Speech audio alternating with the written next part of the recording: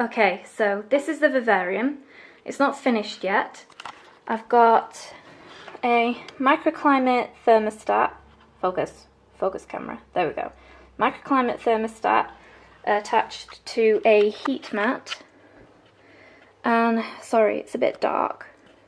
I've got this light on to try and help the situation, but yeah, it is a bit dark. Anyway, so this is the heat mat, and as you can see in the back there, and I went for reptile carpet as my substrate. This is what I'm going with for now. I don't know whether I'll stay with it. I've been told sometimes that this can be a bit risky because it has loose fibres in it, and you can see it's really fibrous. It's almost like felt.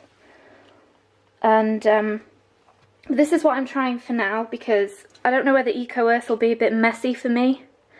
And really, I'm lazy. I got this for the ease of just lifting it out and washing it when it gets dirty. And I've got more down here, quite a lot. Like this was a sheet cut in half, and then the rest of it's in there. And then there's about 4 sheets worth in there. And it was quite cheap. It was about £8 for this. So that's what I'm going with for now. I've been told under no circumstances to use sand because it's risk of impaction, and to fix these little holes down here, which obviously might let crickets and things out if I lose track of them in there. Then I got this self-fusing silicone tape. I'm hoping that I'll be able to push the thermometer probe through that little hole in the back, and it will close up the little holes that are left down there, and I'll just be able to put a bit of tape over them so things won't escape through there, but this one in the back won't have anything through it. So I'm a little bit concerned that stuff could leak through there, escape through there. So yeah, I've got this. I'm hoping it'll close up the gaps.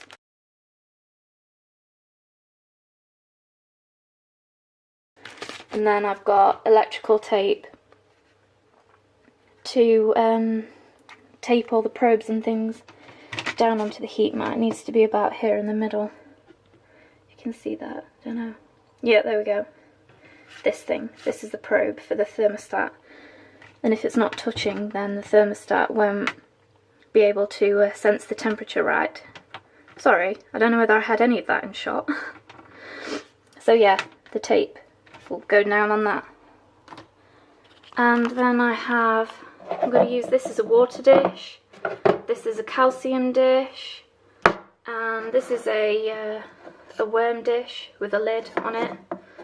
And I've got some tweezers because I don't know whether I'll be able to touch the mealworms because they look a bit maggoty. The crickets I won't have any bother with because I used to like hunt for them in the garden and pick them up if I found them and stuff, so I don't think I'll really be that bothered about the crickets. But yeah, so I'm going to install the thermometer, tape up the back, and I'll come back when I've done that.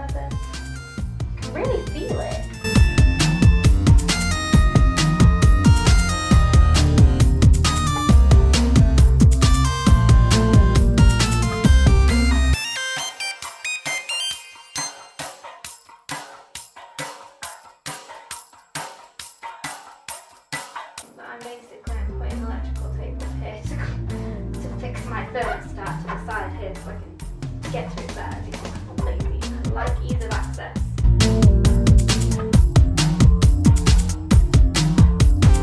This was only £1 from B&Q and look how much I have left. So much tape, all the tape. Considering how thin it is, I can't even find the end again. There it is. It's so thin. Okay, I'm gonna set the rest of this up and I'll get back to you when I've finished.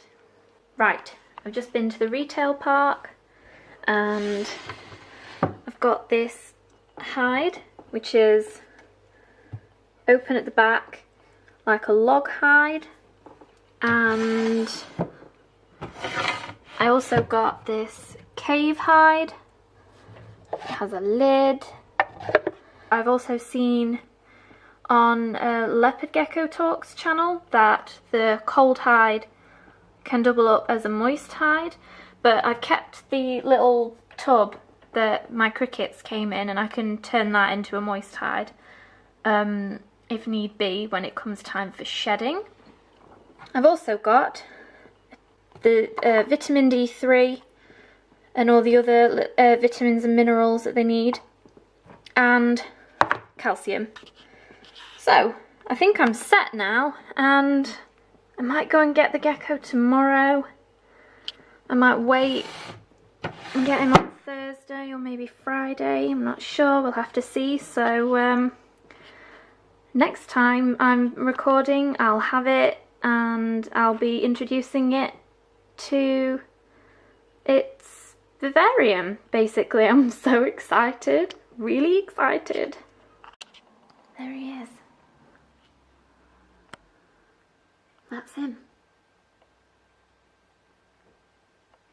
Focus on him, camera. There he is.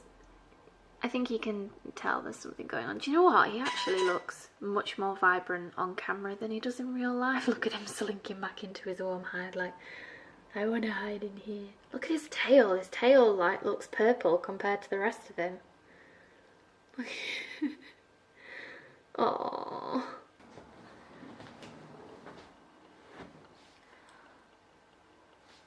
My head's out of that.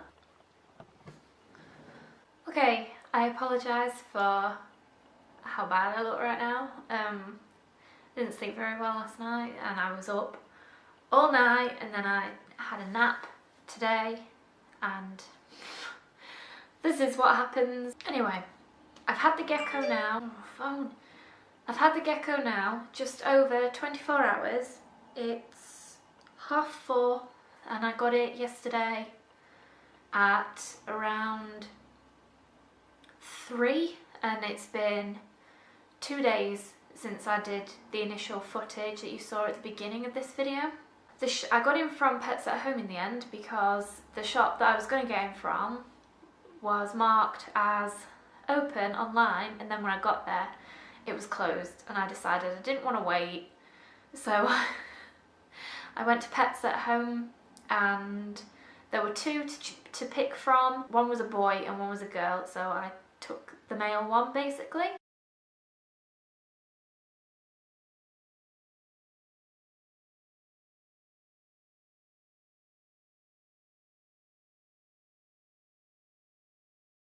And he was actually really calm when the shop assistant like took him out and was holding him and letting me look at him. A kid like screamed, "Look, there's one out!" And he didn't even flinch. So I decided, right, okay, you're the guy.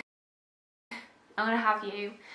He cost £29, which was a quid cheaper than the place where I was gonna get him from. The thermostat just clicked on them for him. I think that he's in his warm hide at the minute.